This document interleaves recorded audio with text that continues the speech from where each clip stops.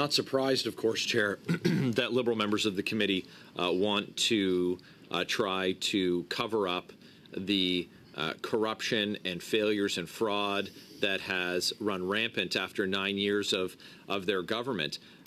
Here we have departmental officials in front of us. We have matters that have been referred to the RCMP, but like so many cases when we, or so many examples that we have with respect to procurement, what Liberal members want is commercials about how well everything is going, and they don't want any accountability. We heard that about the Arrive scam app. It was supposed to cost $80,000. It cost many orders of magnitude more than that, and they tried to they tried to shut down investigations at absolutely every single turn. We found out, of course, that it cost $54 million, and that the contractors who worked on it, of course, have had their front doors kicked in by the RCMP, and we know now that it has been just the very top layer of the onion that is this Liberal government. After 9 years of Justin Trudeau, all that they can do is try and shut down these basic tools for accountability that we have. And, well, I know it brings them great pain to step away from their back deck and their swimming pool. We have important work to do on behalf of Canadians. I know for a certainty that folks in my community, I know for a certainty that folks in ridings across this country, 338 ridings, they want accountability for this corrupt Liberal government. That's what they want, and they want it in the summer, not just when Liberal MPs have feel like they'll tolerate questions from the public. So we have these officials here today, and I have questions prepared for the officials, and they're not allowed to answer our questions during this motion that's been put forward. That's a tactic to shut down accountability. We've seen it for, it's increased as we've uncovered more corruption and more examples of the cover-ups that the Liberals have tried to perpetrate. But my questions, it's so interesting that they find them political. How many cases of fraud have been referred to the RCMP? There's nothing political about that. That question is Canadians have a right to know, and they have an interest in knowing the volume of fraud that is being perpetrated on the government.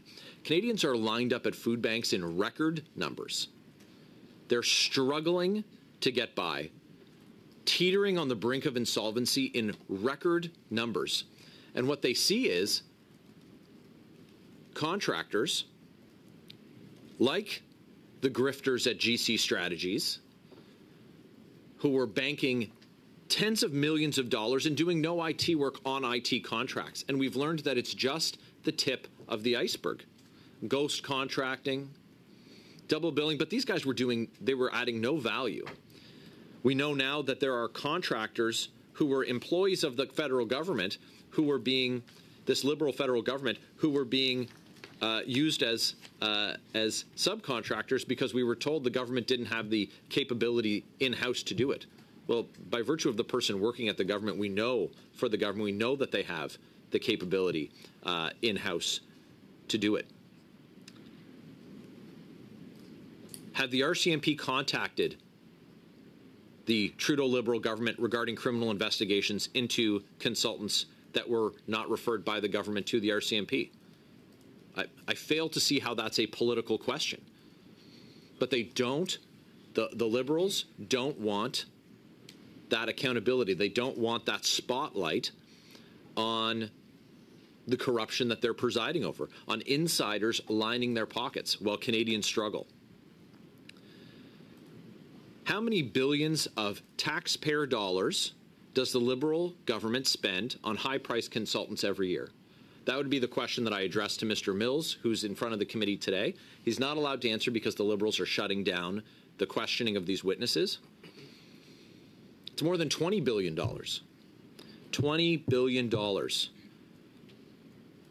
And I could ask for a precision from Ms. Poulin, who talked about the percentage of fraud on total contracting, and to extrapolate what the forecast would be for opportunity for fraud or suspected fraud within the federal government. But I can't ask because the Liberals are blocking us from being able to ask questions. They're using procedural shenanigans to stop us from getting accountability for Canadians. So the example of Miss Clara Visser, who has been charged, to one of these consultants who's been charged for fraudulent building. We know that there's another 3 who've been referred to the RCMP. Canadians want to know how many more of these fraudsters and scammers are stealing Canadian tax dollars. So Canadians see half their paychecks vaporized by government, and they don't know how much of the money is going to cases where fraud and corruption, being the fraudsters being the beneficiaries of the taxes that have been collected from Canadians. How many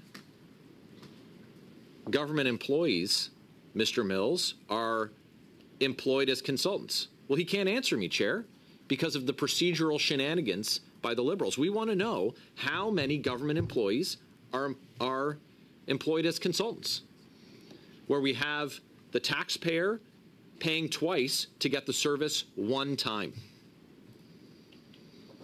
I fail to see what's political about that, except for a corrupt, tired government after 9 years that is terrified of the accountability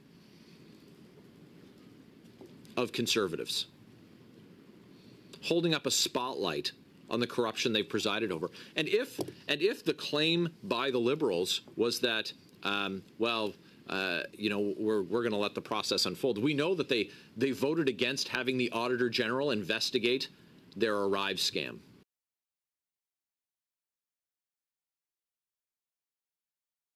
We know that. We know they try and block these. They're on the record. The Prime Minister, the Cabinet, the Liberal members of this committee, they voted against having the Auditor General investigate. So what interest would they have in Canadians not knowing about fraud and corruption? Well, it's because it's their buddies. These are Liberal insiders and grifters who are dining out, lining their pockets, while Canadians are lined up at food banks. That's why they're blocking it.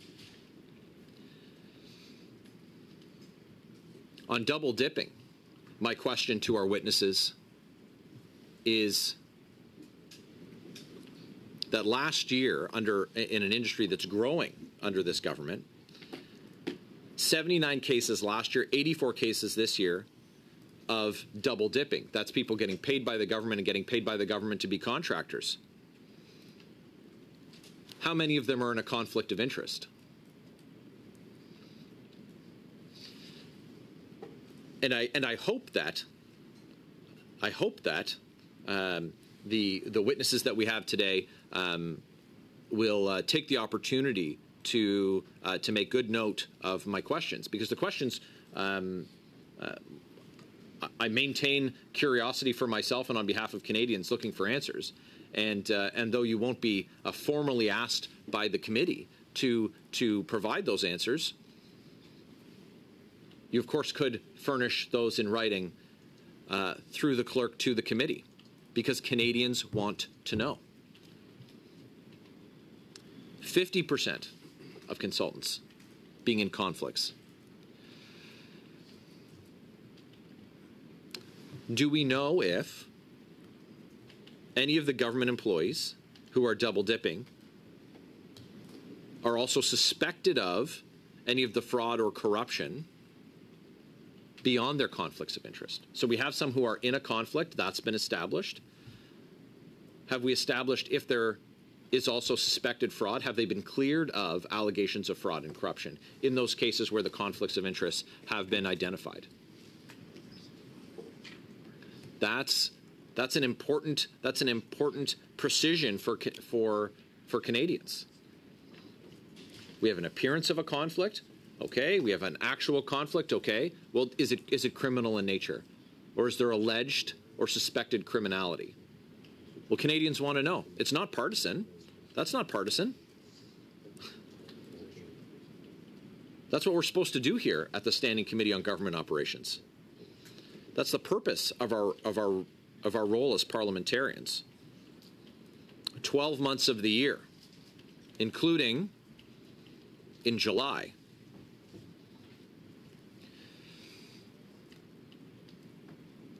We know that of the list of consulting companies that PSPC has created, many of them don't execute the function. They don't perform the work under the contract that they've received, like GC Strategies.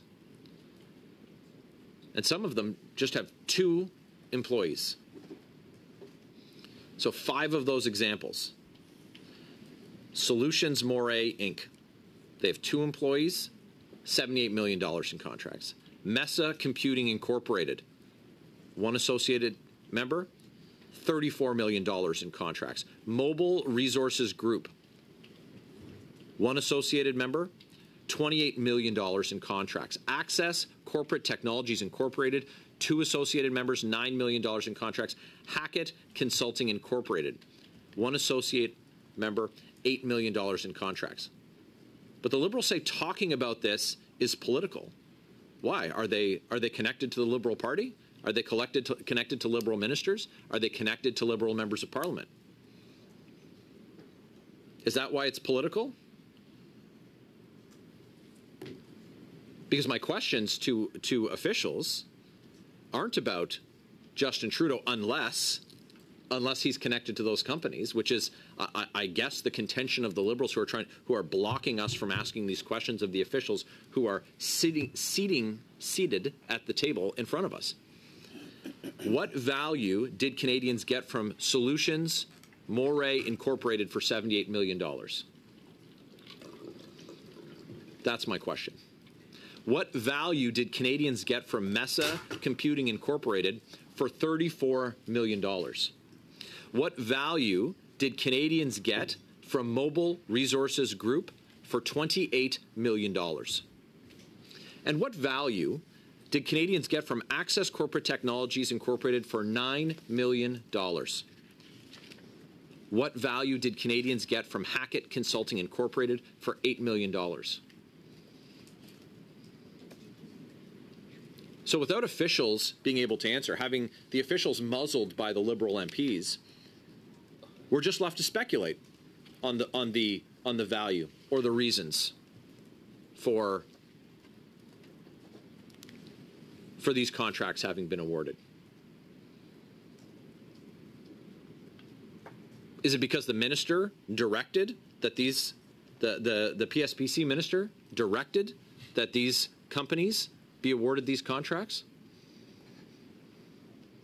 Are there connections between the Liberal Party and these companies? Is that why the Liberals are muzzling the officials who are before the committee today? We don't know, because the Liberals are blocking us from asking the questions.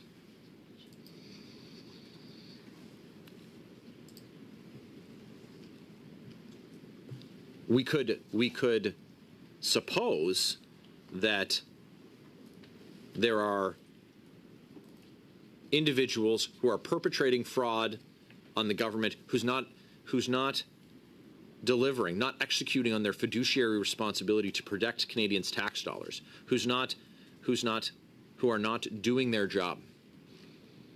And so we have grifters and fraudsters and scammers who are taking advantage.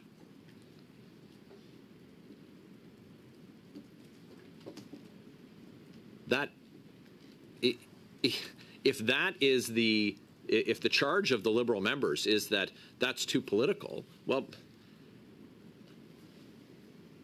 Is it because you feel responsible for it? Because the Liberal government is responsible for its failures. It is responsible for the allowing the grifting and the fraud to run rampant.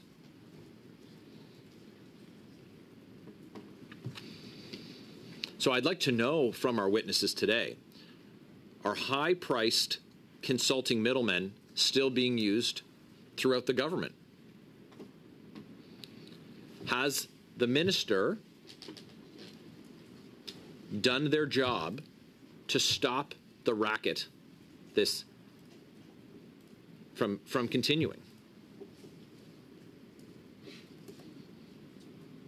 Now, if the answer was yes, the Liberals would, of course, want this questioning to go ahead. They'd want the officials to say, of course, the minister's taken strong action. But we're now left to see that they're muzzling the officials, departmental officials, because is it not true that at this very minute there are middlemen like GC Strategies just soaking Canadian taxpayers? More examples of people like Clara Visser who are perpetrating fraud on the government, picking Canadians' pockets. But maybe the minister doesn't know. So I would, of course, ask if the minister has been briefed on the value Canadians are getting for the hundreds of millions spent on the middlemen who do no actual work. Was the minister briefed? What was the date? Did the minister request it, or was it offered by the DM or the ADM? And then if the minister didn't request it, or if the minister wasn't briefed, well, I would propose that perhaps we hear from the minister as to why they didn't take an interest. It's very interesting that instead of basic accountability, the Liberals immediately see it as a political crisis.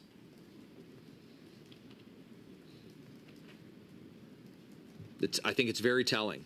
I think it's very telling that they see this as a political crisis. Is it because they can't handle any more crises? We know that they're refusing. The Prime Minister is refusing to even meet with caucus, his Liberal caucus.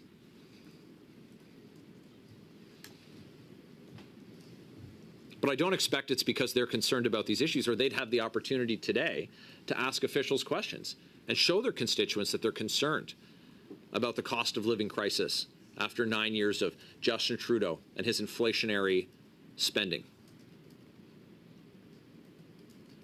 Because they're collecting more in taxes.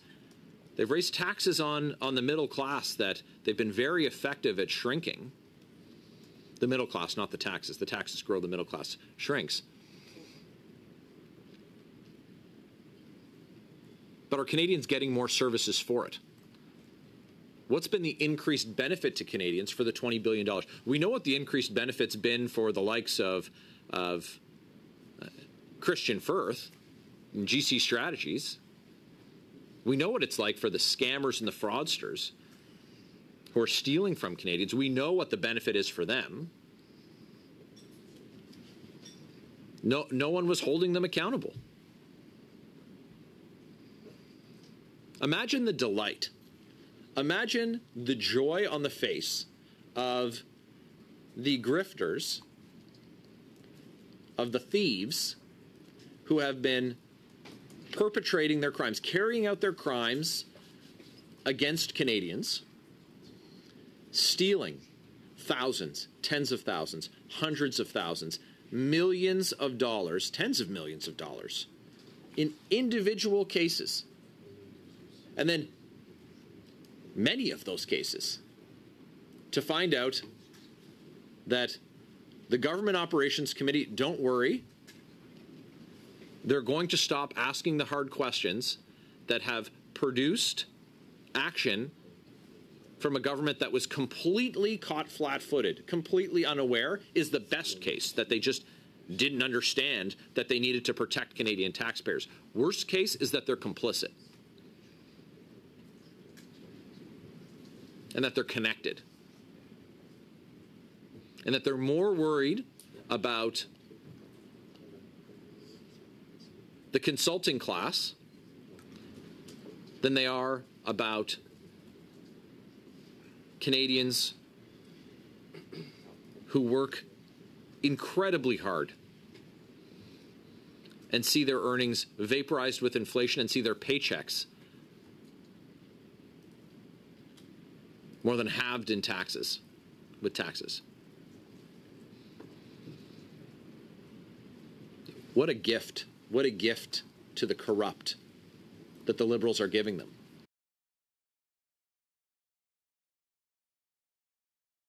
By attempting to stop accountability. Just count, you can picture it. You can picture it. They've got their countdown clock to each break so that they can, each break in parliamentary proceedings. Well, the House isn't sitting upstairs, so there's no way committees could meet. Of course committees can meet. My constituents are well represented if I'm in Ottawa for 4 hours. Does it mean I might need to pack a few more meetings into another day? Absolutely. But when I see them, I don't hear from any of them. You know, you guys have too many committee meetings in Ottawa. It seems like it's getting a little too political down there. You asking for answers about all of that money that's hemorrhaging out of Justin Trudeau's Ottawa. You know what? That's not something that I hear from people. I hear that they're struggling. I hear that they want change. They want change by this government, and they want a change from this government. They want a new government. But in the meantime, they expect that after the what would have been a devastating loss for the Liberals in Toronto St. Paul's, losing a safe seat in Toronto, that there would see some kind of change in terms of their posture, their approach, that they take Canadians' concerns seriously. So I don't know if you heard, Chair, there was a cabinet shuffle last week. Real change from a government that promised real change. Real innovator. A real innovative change. Yeah. And just like shuffling chairs on the Titanic, they moved one guy from over there to over there. When one of their ministers decided to flee the sinking ship, they moved another guy who was already in cabinet into that spot. Real change. I don't think they got the message, Canada. Because here we are today talking about fraud, talking about conflicts of interest, talking about waste, scandal, mismanagement. And instead of asking a single question of officials, what's the very first thing the Liberals do? They want to pass a motion to block all meetings in the summer. That tells you everything you need to know. It tells one everything they need to know about a government that after 9 years can't even calculate the waste. And we have the officials at the table. It's addressing corruption.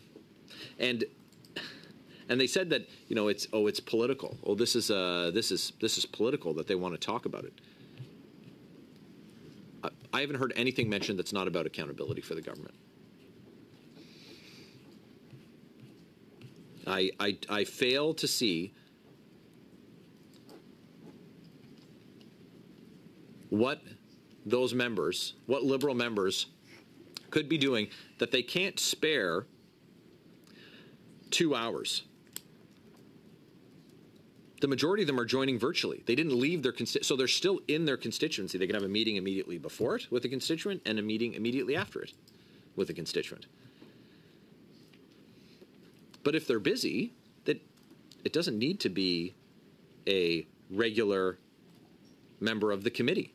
All members of the House are associate members of this committee and can be brought in as substitutes.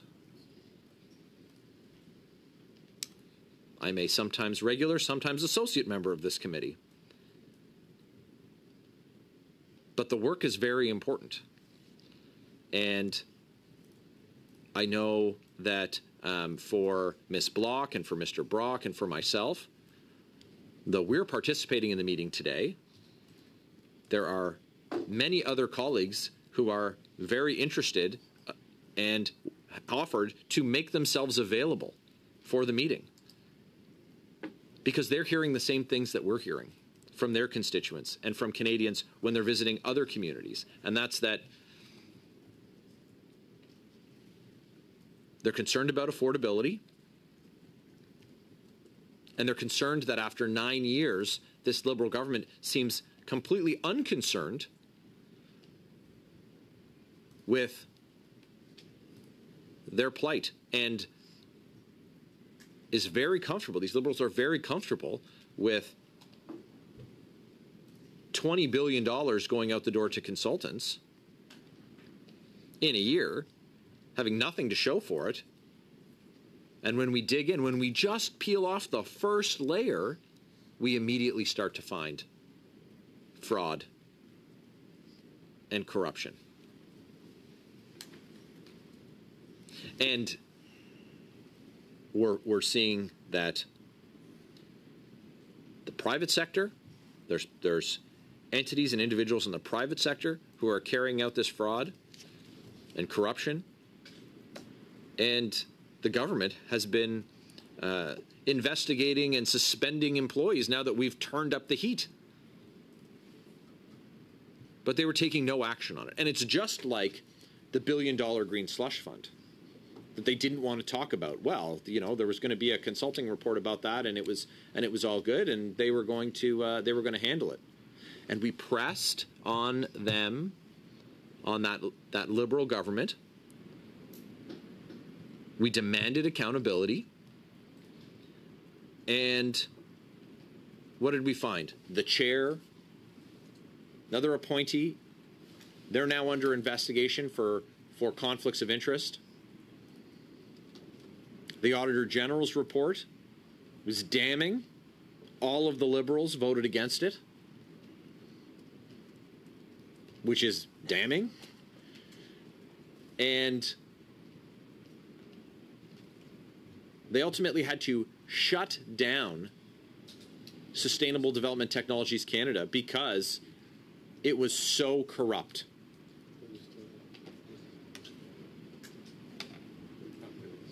What, I think more than 180 conflicts of interest were found. They had directors in the room, and the Liberals were fine with it. They had directors who were voting on giving their own companies money.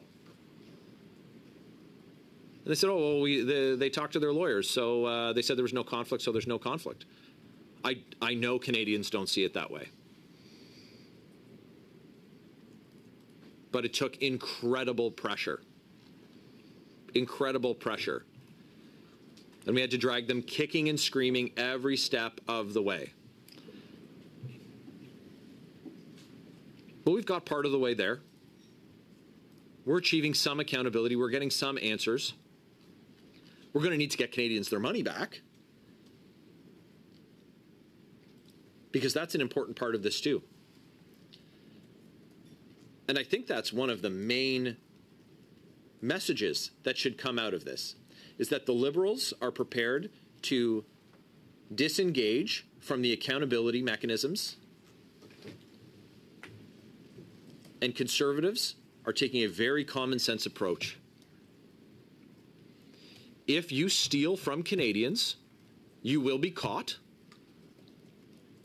and we will get the money back. And you ought to be jailed. Now, that's not something that we can control. We'll refer the matters to the police. The police can refer to the Crown. The Crown can take it to court. But what can we do? We can root out the corruption and get the money back. Now, why is it that the Liberals don't want to get the money back? Who got the money? Who got Canadians money that these Liberals don't want to get their money back? Is it because they know them? It's because they're Liberal insiders? Well, we could ask the officials some questions, but the Liberal procedural shenanigans are blocking that from happening.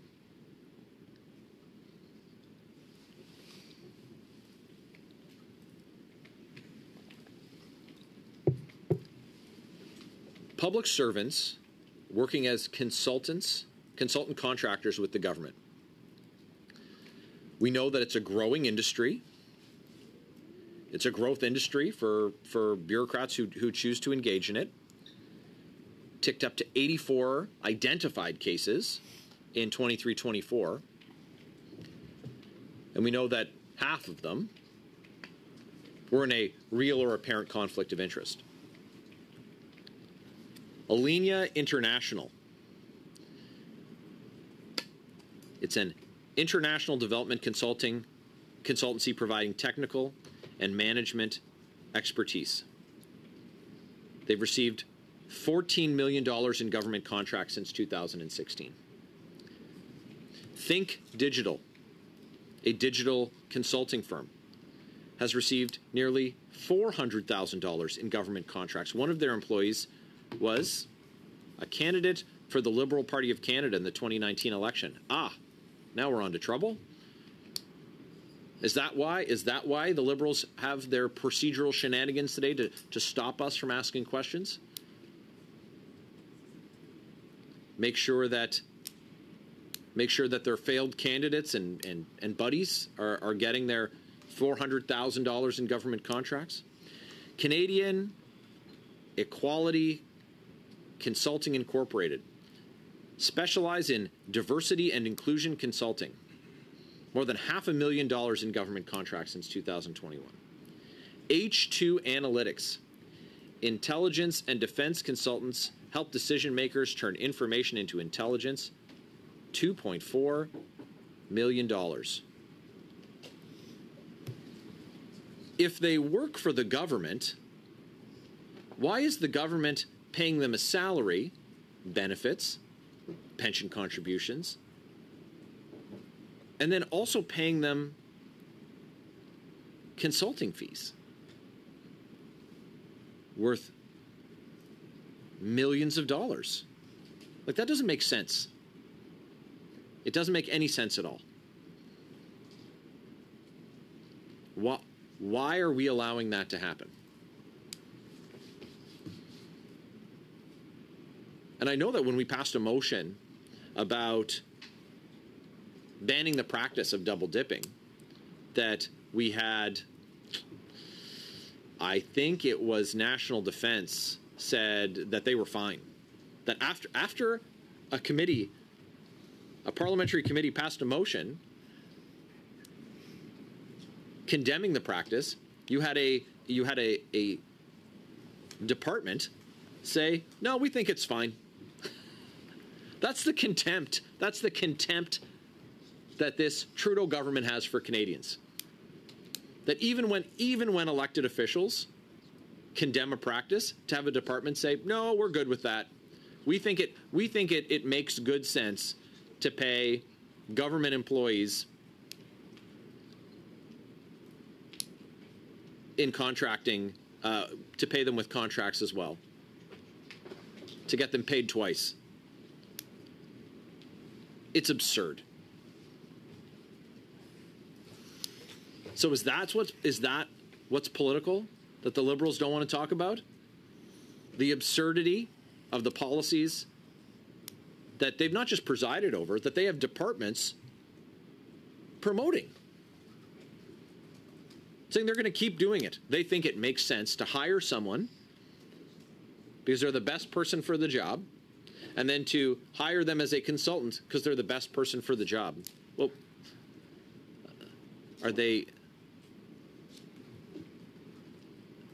how is it possible that they're both the best consultant and the best employee, and they're getting paid twice? Shouldn't we be using that person's expertise in-house? Because we hear all the time, well, we need these outside contractors because we don't have the in-house expertise. Well, all those middlemen companies billing what amounts to hundreds of millions of dollars, they're not adding any value. Google and LinkedIn, maybe. Or maybe we have departmental officials telling companies like KPMG that if they want to get the contract, that they've got to be a subcontractor to a two-person outfit with a couple of jokers working out of a basement who are just marking everything up 30%. It's not added value. It's not bringing in any expertise. And it's incredibly expensive. And it's certainly not like the government's presiding over, financial management that sees us in some kind of boom times. They've spent more money. They've racked up more debt than all governments before it combined. That's their legacy. They'll often brag about, well, no one spent more on housing and got worse results. That's the part they're leaving out. No one's ever spent so much to achieve so little. And I guess that would have to be the Liberal campaign slogan, and that's why we haven't had an election, to say nothing of the lack of confidence that Canadians have in them.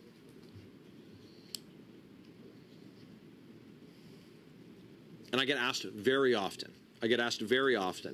if it's frustrating or disheartening to see what's happening here. And it is absolutely frustrating. It is disappointing when you see members of Parliament willing to shut down, Liberal members of Parliament willing to shut down a key accountability mechanism that we have here, a tool to use on behalf of Canadians. That's disappointing. It is disheartening. But I have great heart and hope for our country, because in spite of the challenges that have been foisted upon them by Justin Trudeau's Liberal government, they continue to work hard. They will persevere. And they know that, because life wasn't like this before Justin Trudeau, and it's not going to be like this after he and his government are gone. It's deplorable, Mr. Chair, to have Liberal MPs come here and say that it's not important to get accountability for Canadians and it's too political. I'm sure it's too damaging politically for their government, but we're not going to abide that and let them say, well, they're awfully busy. We'll get busy with the right things, because they're able to have these meetings from they don't even need to leave their constituencies. They don't even need to leave their constituencies. It's 2 hours. Ask some officials some questions. Do the work. This is the work. This is part of the job.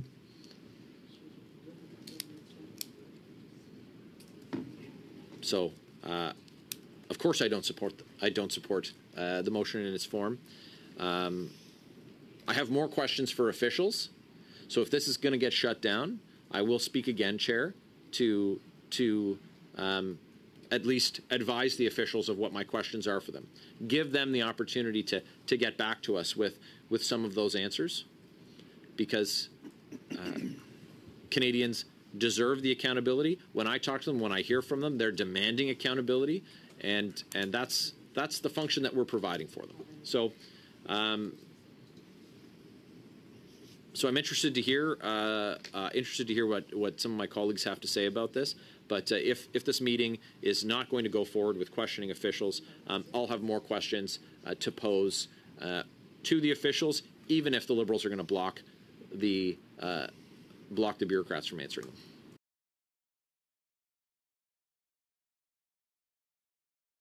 You're up next. Thank you, Chair. I have much to say, but I want to start by offering my sincerest apologies to Mr. Laporte, Mr. Mills, Mr. Albert, and Madame Poulin for this shameless display of a cover-up between the Liberal government and the NDP coalition partners. Because we're all here to do a job. You all have jobs to do when you get back to your respective offices. We are taking you away from your respective offices and the good work that you do day in and day out. And it's no different with politicians. As parliamentarians, we're parliamentarians all year long. We're not parliamentarians when the House is sitting. We don't take a 3 to 4 month break and not worry about our responsibilities to the government, to Canada, to address ongoing issues that are a prevalent concern in Canada. And that is the issue with respect to the fraudulent billing and the broken procurement system that we have in this country that has allowed fraudsters and grifters to take advantage of a broken system that didn't provide the appropriate oversight. And the Liberal government and the members of this Liberal committee with their NDP partners don't want to get to the truth. When I say we're parliamentarians for the entire year, that's exactly it. As Michael Barrett articulated, my colleague, members of my community in Brantford-Brant, my constituency, know that I have to work year-round. I have to work from time to time in Ottawa and for extended periods of time in Ottawa, in addition to my responsibilities to my community. In essence, parliamentarians can walk and chew gum at the same time. And as my colleague indicated, 90% of the Liberal members of this committee and the NDP member are not here physically in Ottawa. They're taking advantage of what Parliament has allowed in terms of a hybrid format to do just that, walk and chew gum at the same time. Take meetings before, take meetings after. I too had an extremely busy day today, a very busy day tomorrow, but you know what? We all have incredible staffs. We can reschedule meetings. And when I tell my constituents, I'm here fighting for you and to be your voice, to ask the tough questions, they want me to do my job. They don't want to see me flipping hamburgers, stuffing a hot dog, handing out balloons and other trinkets to children. They expect me to do my job as a parliamentarian. When I have the ability to spend time in my constituency, I do that, all the while balancing a family life. I'm the proud parent of 2 twin daughters. At 15 years of age, I can tell you that's quite challenging. That's why you have no hair. That's right. That's why I have no hair, according to the chair. But it really angers me because, and you witnesses have been, this isn't your first rodeo. You've all been either party to or have heard how many of your colleagues across a number of departments have prepped, have prepared, have attended in person even though you got the ability to appear hybrid as well, but to attend in person, and after giving your opening statements, working hard on your opening statements, getting one round in from the Conservatives, only to be met with gamemanship by the Liberal bench, supported by their NDP colleagues.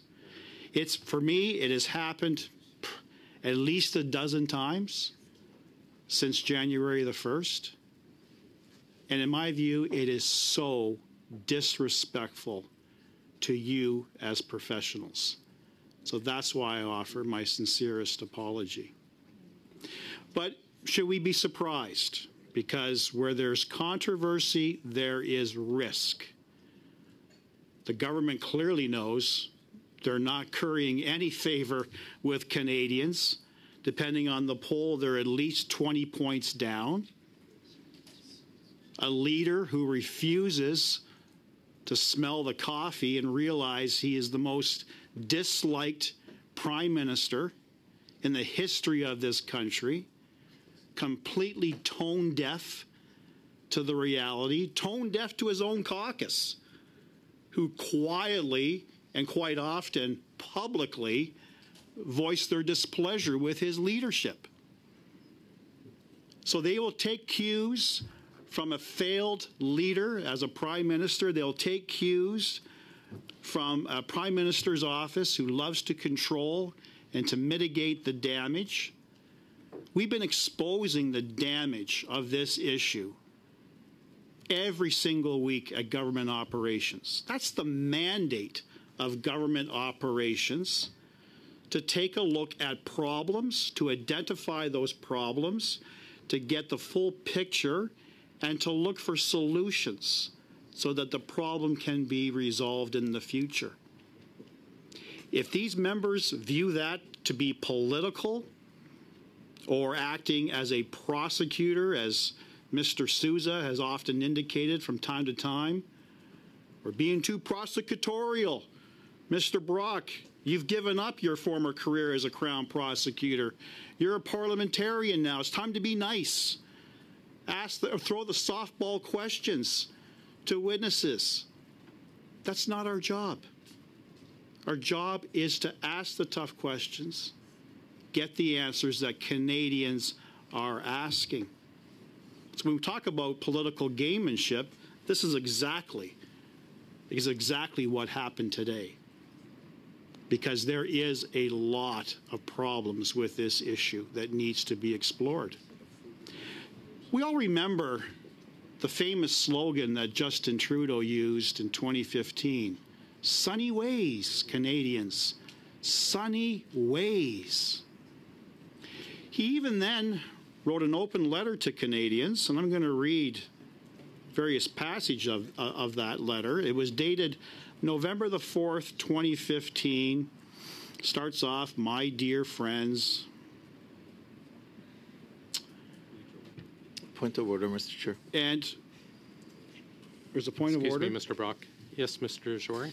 First of all, I want to thank you for the latitude that you've shown on the spectrum of the conversation that we're having, and also thanks to my colleagues for the patience.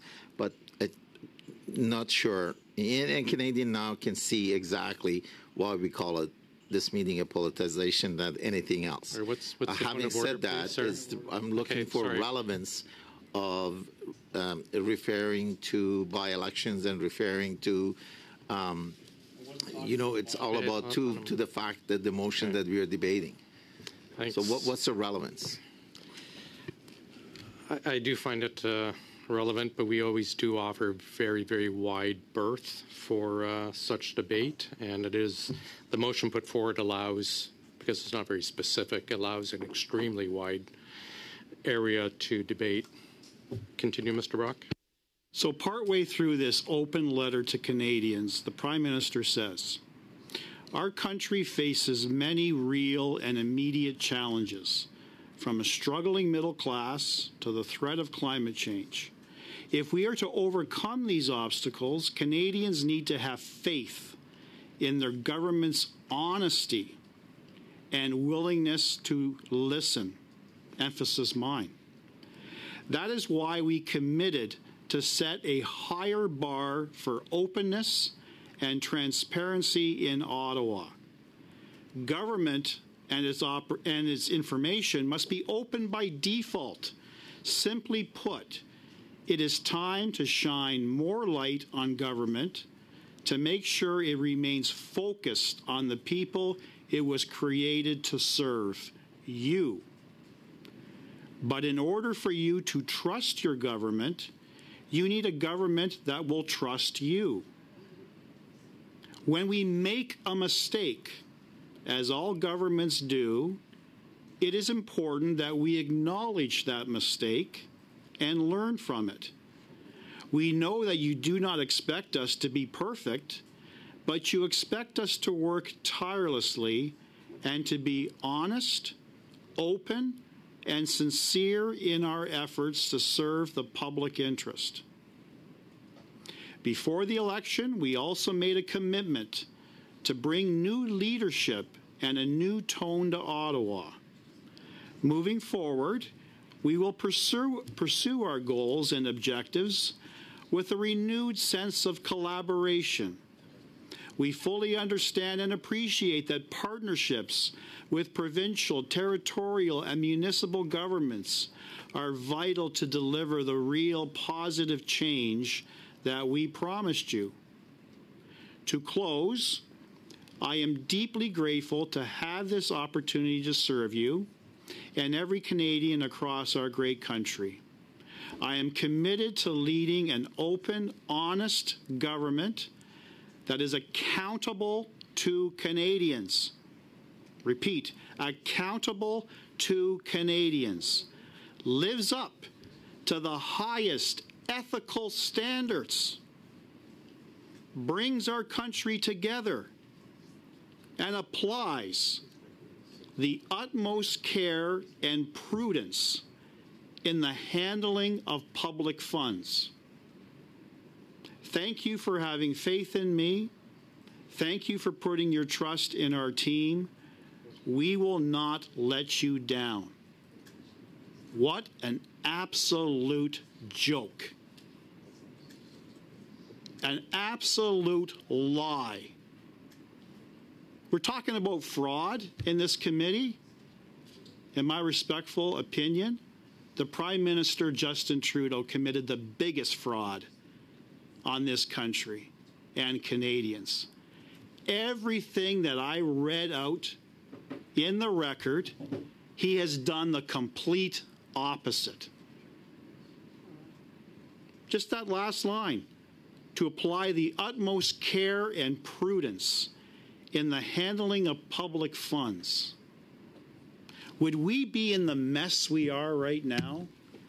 Would we have the amount of public debt that we have now if he actually for 1 minute had respect for $1 of taxpayer money? Would we be spending over $21 billion on outside consultants and contractors with no oversight? Would we be in the situation where we've expanded our federal public service by 40%, increasing salaries substantially? Have Canadians looked at their level of service across this country and say, wow, I've received 40% more in value of services? I think if all four of you and Canadians who are watching this right now on my social media were to contact my staff in my constituency office, who spend all day long either on hold with various departments or dealing with issues that should be handled by our professional public service. They have very little time to do anything else other than government work. And I'm sure I am not alone in that assessment. I'm sure this is not just a conservative issue. I'm sure my bloc friend, colleague, Madame Vignola, would probably concur with me, because I've been talking to various MPs from across this country who are facing the very same thing. And I'm sure every constituency of the Liberal bench and the NDP member who is appearing virtually also has similar stories, because that's what's happening. We are not getting value for our tax dollars. And I hear that daily from constituents. I hear that daily from Canadians from coast to coast to coast on my social media.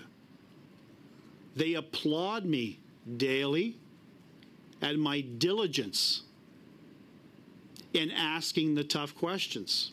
I often said, you know, you can take the prosecutor out of the courtroom, but you can't take the prosecutor out of the politician. It's a strategy. It is a method that I've honed and developed for 30 years. And I know that when I ask a question, based on that response, there might be another 10 questions I'm going to have to ask. Because it's like peeling that proverbial onion. And I know that various journalists from across this country have remarked, in my view, very correctly, that the rot in this government that this committee and other committees are exposing is just the tip of the iceberg. And we have a mandate as parliamentarians, we have a mandate as proud members of the mighty OGGO to ask those tough questions. So this is not political gamemanship, as Mr. Jawari has remarked on a number of occasions. It's not acting as a prosecutor, judge, jury, and executioner, as Mr. Sousa often remarks. It's asking the questions that Canadians have been asking us. And I can only speak for myself and my Conservative colleagues, and I dare say I will probably speak for Ms. Vignola. We take our responsibility as parliamentarians extremely seriously. And our role is to listen, to advocate, and to seek solution. Government bench, Liberal bench, they don't want nothing to do with it. I made the time to be here, as did other members who are physically appearing here. Mr. Jawari, I had great faith. I saw Mr. Jawari when I walked into this room. I said, great. We actually may complete a 2-hour meeting here in the summer. But how disappointing to hear the moment that he got the floor that he wanted to shut this down and prevent any further summer meetings.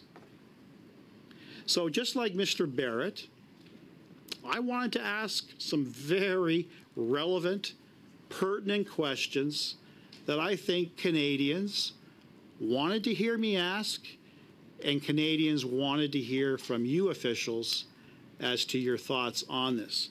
And I know Mr. Barrett, my colleague, mentioned whether or not there was a fear from the Liberal members on this bench that some of the questions we'd be putting to you would expose political bias. And I'm going to give you an example of what I feel they wanted to shut down.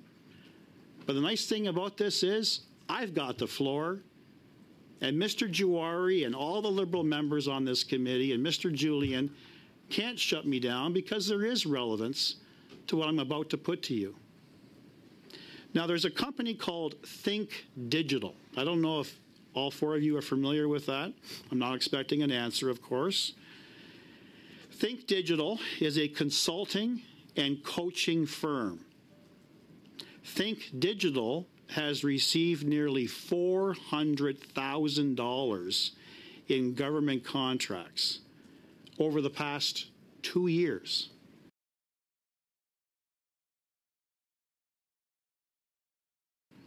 Nearly half of the contracts they have received were sole sourced. 2 contracts were awarded by PSPC. I'm going to leave aside the discussion of sole sourcing, because that literally could take on a life of its own. We know that there are rules that allow sole sourcing, but we also know through various reports from the AG and the procurement ombud that there were serious violations of those rules to allow liberal-friendly consultants and contractors to receive government funds. Classic example of that, GC Strategies. Now, maybe this is what they didn't want you to answer. There are Liberal Party of Canada links to Think Digital. Surprise, surprise. The CEO of that company, Ryan Androsoff, is a Liberal Party activist and donor to the Liberal Party of Canada. A consultant of Think Digital, Winter Fedak, made 78 donations to the Liberal Party of Canada and was the Liberal candidate in Regina Leuven in 2019.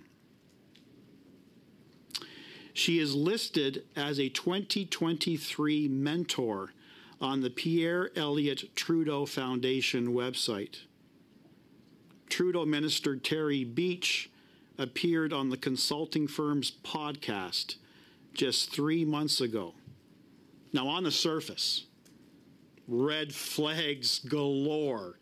You don't have to be a Conservative opposition MP. And for the Canadians who are watching this, the big question, what the hell is going on? Do you have to have Liberal ties to secure hundreds and hundreds of thousands of dollars of taxpayer money? Well, on the surface, it certainly sounds that way, doesn't it? So the question I would be putting to PSPC is as follows. Is there a process? Does the government vet and screen for Liberal Party links before handing out $400,000 in taxpayer money? If it doesn't raise any alarm, does it raise any alarm bells, or the red flags as I reference, that the CEO is a Liberal activist? Does it raise any alarm bells that one of the current employees ran for the Liberal Party and made donations? We already know about the Liberal-friendly linked firm like McKinsey receiving over $200 million since Justin Trudeau took office. Has Minister Duclos asked for a review of firms receiving government contracts that have direct ties to the Liberal Party of Canada? If you responded, I'm not aware, or no, I would be asking you, would you be willing to commit to undertaking such a review?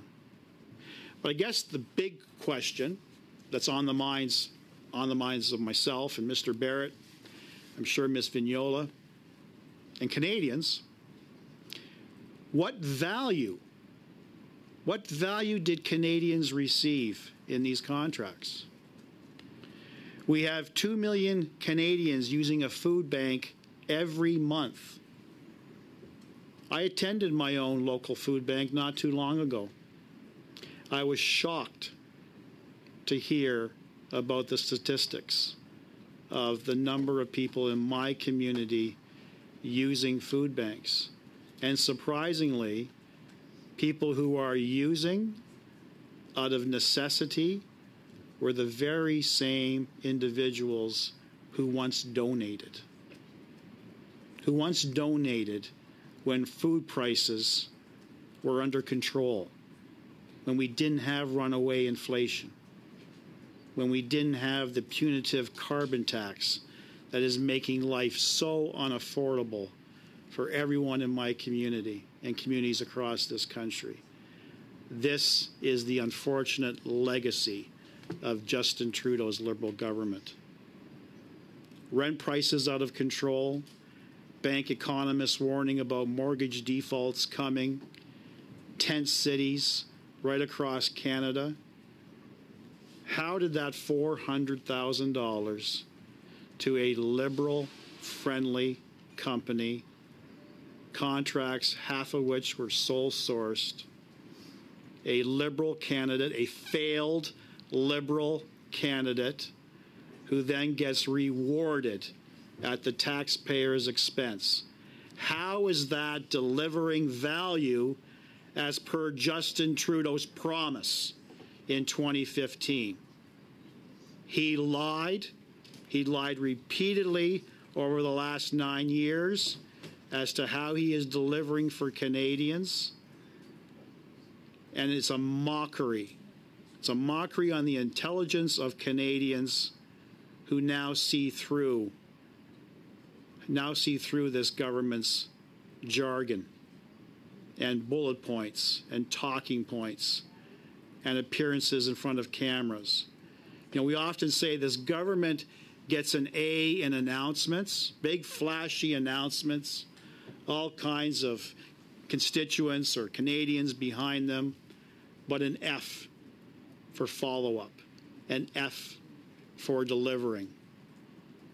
We got issues with the $10 a day daycare program, significant issues, benefiting all Canadians, coast to coast to coast.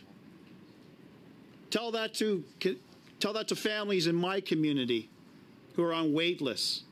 Tell that to families in the county of my constituency who don't have access to transportation to take one of those $10 a day daycare spots. Let's talk about the problems with the dental care program. You know, every time we bring up the reality of what Canadians are facing day after day after day, what do we hear from the government? Take, for example, our Deputy Prime Minister, Finance Minister, Chrystia Freeland. But Canada has a AAA credit rating. Well, you tell that to the single mother in my riding who is deciding to go without feeding herself to ensure that she puts food on the table for her children,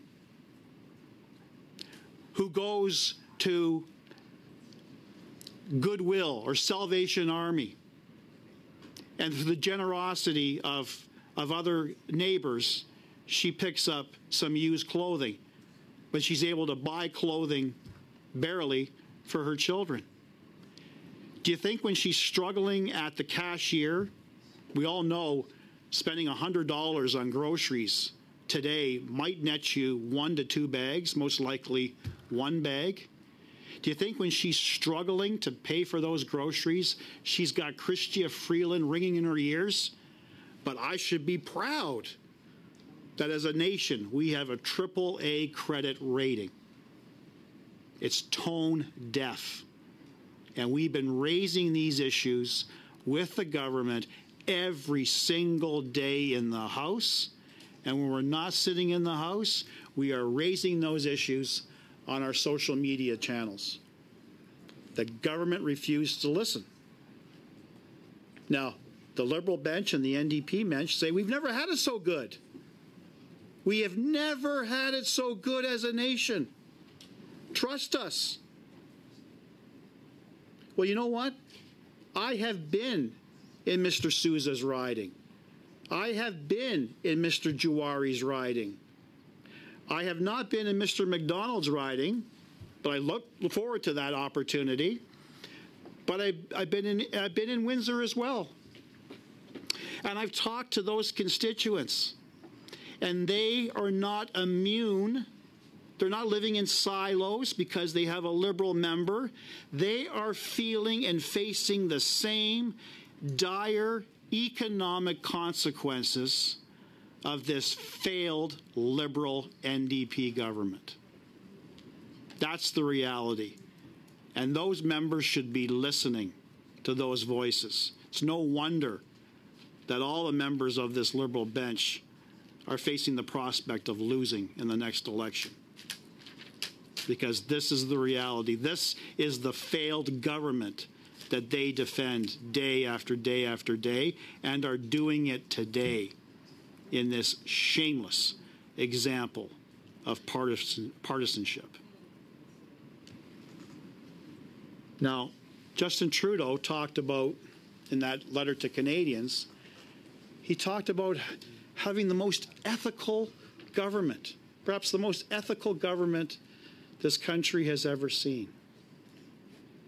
Not only, as my colleague Mr. Barrett has articulated, not only does he have the legacy and distinction of being the only prime minister to have accumulated more debt than any other prime minister of this great nation combined.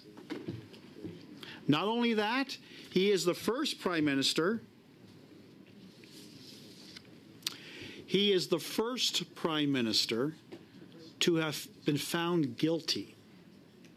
Let that sink in. To have been found guilty of ethical violations. First one being the Aga Khan vacation, the Christmas vacation,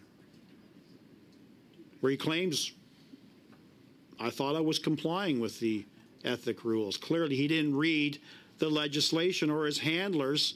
We know that the Prime Minister doesn't like to read. That's been quite evident. He gets read to by his handlers. So perhaps the handlers didn't take the time to properly inform him that there was obviously some ethical issues with accepting that vacation. But what stands out in my mind, and this was before my career as a parliamentarian, I've always been a political junkie all my life. I follow it religiously.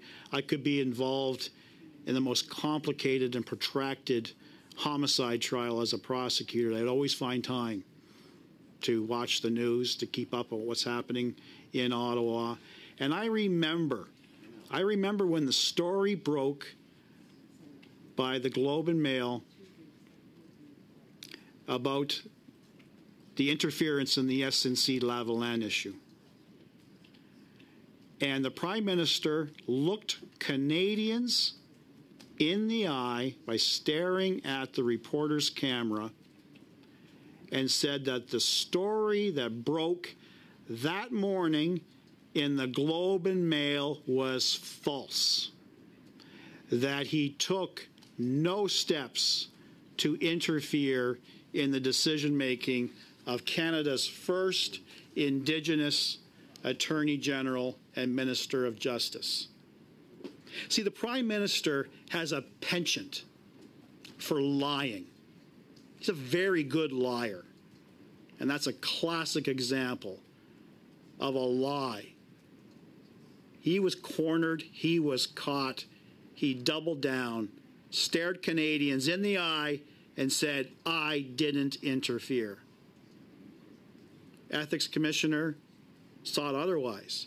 Ethics Commissioner interviewed everyone literally that touched that particular file and found, in summary, a protracted interference activity, not only by the Prime Minister, but various ministers, the Prime Minister's office itself, Katie Telford and Gerald Butts, two of his prized handlers.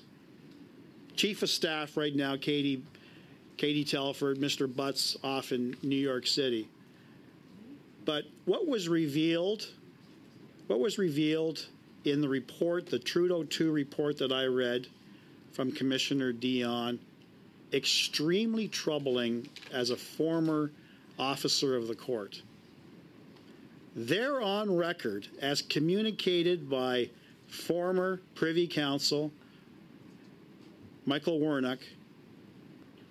They confirmed they didn't want to hear about the law. They didn't want to hear about legalities. Just get the deal done. Give SNC that deferred prosecution agreement. Here we have the Prime Minister's Chief of Staff disregard the laws of Canada, disregard the Criminal Code of Canada, and get the deal done. That is disgusting. It is appalling. And that's why I am just so vigorously entrenched in this whole concept that a National Police Service, the RCMP, needs to revisit this SNC investigation issue, because there is a lot more evidence that they need to consider. So, getting back to the ethical standards, it's no wonder when you got the Prime Minister who so easily breaches our ethical standards, that he sets an example, for his entire government. It's no small wonder that various ministers, various MPs, including backbench MPs, have followed suit and have been found guilty of ethical violations. You know, there was a point in time with our Canadian governments, there was a concept of one and done. You commit an ethical violation, you've been found guilty. Even suspicion of an ethical violation could result in a member's ouster or resignation. But who has resigned in the Liberal government after having been found guilty of ethical violations? Zero. Because there's no accountability. So when he says in his open letter to Canadians, we're going to make mistakes, we need to apologize to Canadians and do better. Have you heard any heartfelt apologies from the Prime Minister or anyone?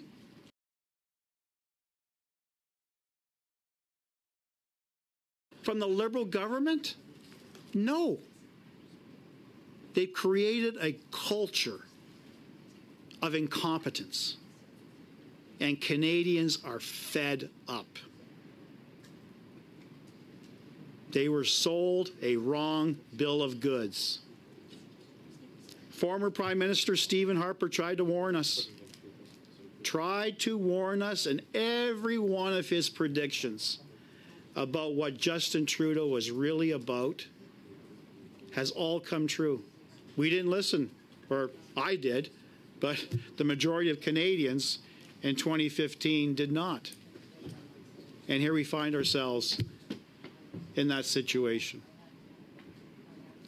So that was a line of questioning that I wanted to bring to your attention. I had other, before I move off on Think Digital, I've actually researched on Open Canada the contracts that were provided to Think Digital. And one thing that really concerns me, and this was a contract value dated December 13th, 2023, for a value of just over $70,000. The work description, tuition fees, and costs of attending courses, including seminars. So is the Government of Canada now in the business of providing free tuition and costs to a Liberal-friendly company? Certainly appears that way, doesn't it? $70,000. And that wasn't a one-off. I found another example. $12,870, March 2nd, 2022. Fees and costs of attending seminars and workshops.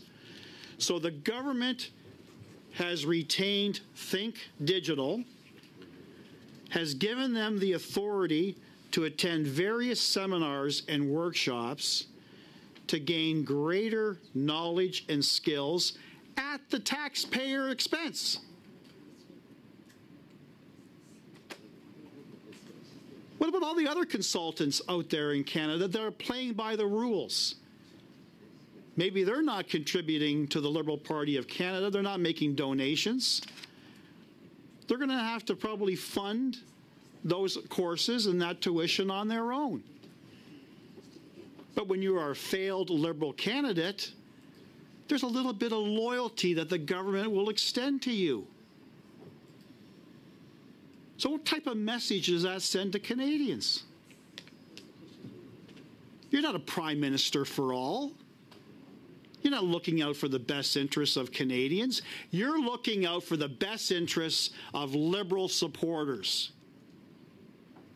You financially contribute to the Liberal Party of Canada, wink, nudge, you're going to get your just desserts. You're going to get your benefits. We'll find a way to get it done. Sorry you didn't win the election, but we'll benefit you. Just stay in touch. That's the message Justin Trudeau wants to send to his cronies. And that's what this committee wants to examine. This is what this committee needs to examine. This is what this committee, Canadians, demand to be examined. Another thing, another area that I wanted to get into is the constituents I speak with and the constituents, or Canadians, I should say, from across the country who respond to my social media are very grateful for the work I'm doing and my colleagues in exposing the rot in this government. And they're saying, good job, keep at it, keep digging, keep peeling that onion. But when are we going to get our money back? Okay, when are we going to get our money back? So one of the questions I would be putting to you, Mr. Mills, I just need a moment to find it, is when Minister Duclos, your minister, with the President of the Treasury Board, Anita Anand, made the announcement in March of 2024 about the 3 cases of suspected fraud that went to the RCMP, where there was an estimation of $5 million in fraudulent overbilling or activities. Minister is on record saying that day that his department has revoked or suspended the security clearances of the contractors, and, this is the emphasis, and is taking action to recover the money. That was 4 months ago. There have been no announcements by Minister Duclos or the Prime Minister or anyone in government about the efforts to collect that money. And this is what I'm hearing daily from Canadians. This is our money that was illegally given to these fraudsters and grifters. We want it back. Just think globally. If there was an appetite by this failed, tired government to actually recoup those losses, what it could do to our national debt. But I have concerns. We hear from the Canada Revenue Agency that despite its ballooning staff force, they don't have the means. They don't have the means to collect even the overbilling for the COVID payments. That they're writing off tens of millions of dollars in cases where taxpayer money was wrongly sent to Canadians. We've heard the horror stories of just how fast and furious money was being distributed by this government. No scrutiny, no channels of investigation. You put the claim in, we're going to trust you, we're going to accept it at face value. We don't care if you're in prison, we'll get it to you. We don't care if you've deceased, we'll give it to you. We don't care if you live outside of Canada, we'll give it to you. And now after the coast is clear and the dust has settled, and we take a look at the millions, tens of millions of dollars, if not billions of dollars, that was wrongly sent to individuals. Well, we don't have the staff. We don't have the proper mechanisms to recover. That's not good enough. You know, we're a G7 country. My God, we are a first world country. Find the tools to get the job done and recover Canadians' money. That's what they expect. I was going to bring to your attention an opposition motion brought by the Conservatives, supported by the Bloc, supported by the NDP, I believe supported by Independents and the Greens. It was an Opposition Day motion heard February 27, 2024. This is regarding the ArriveCan issue. The vote that passed was the next day, February 28th. And the last aspect of that motion, I'll read into the record.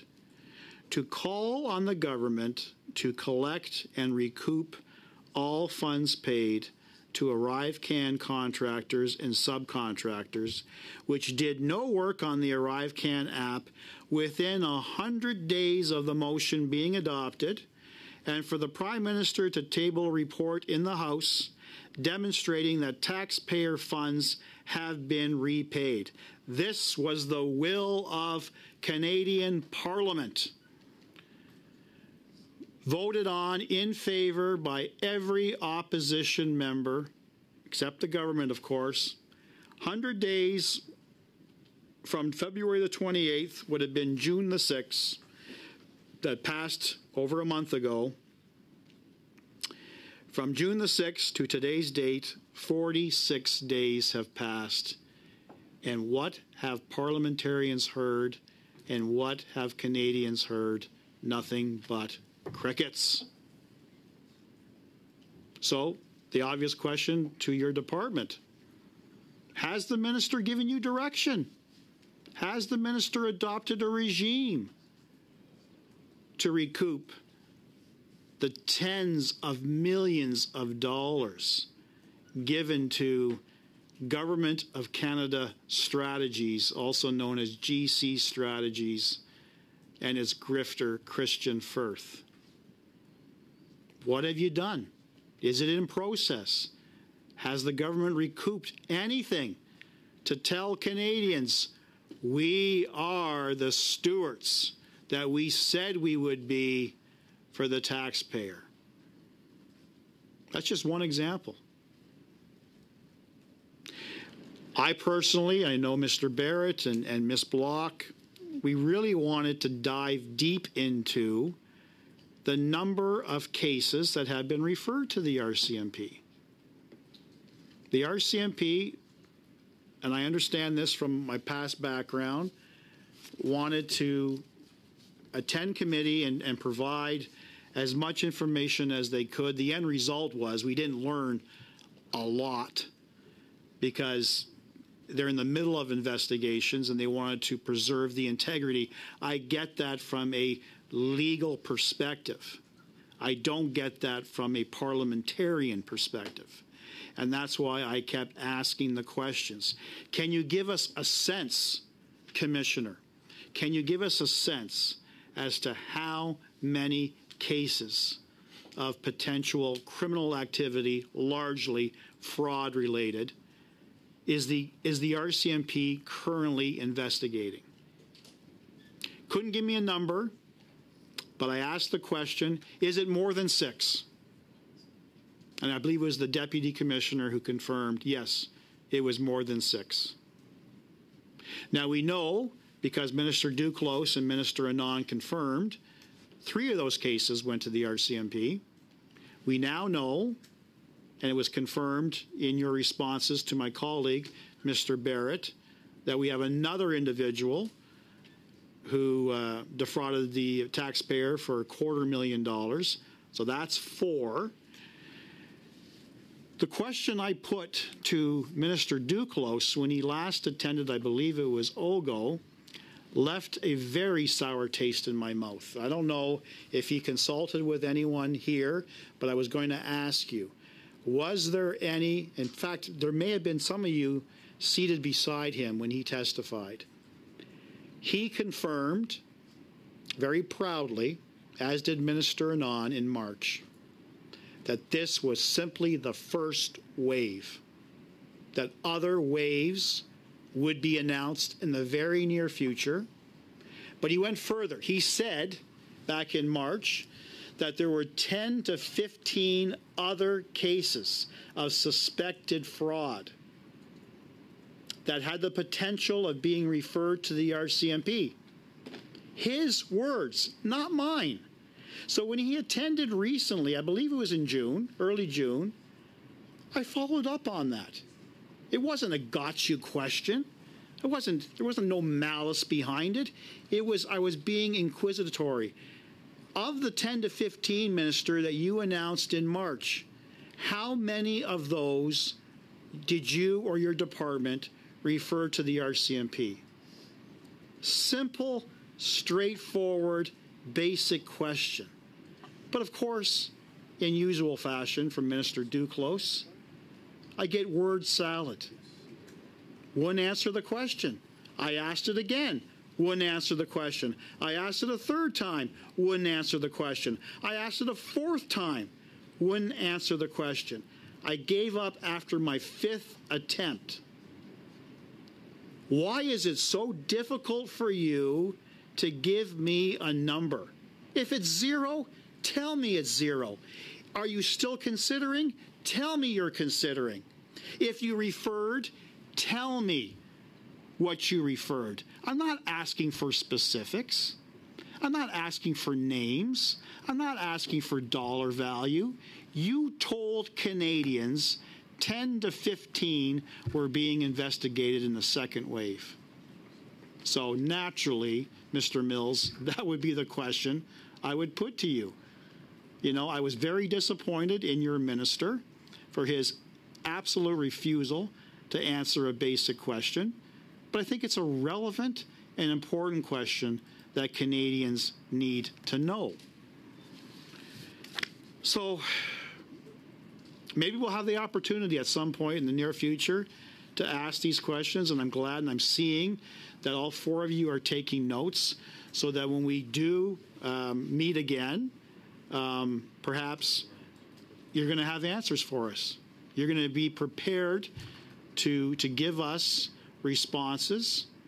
Maybe there's details that you can't provide to us for confidentiality reasons. I don't know. But at least you've been forewarned and you've got a glimpse into the type of questions we would be asking. So in addition to that, I would be asking Mr. Brock, you... I apologize. It's 1 o'clock. We are out of resources. We're only booked to 1, so I am adjourning at this time.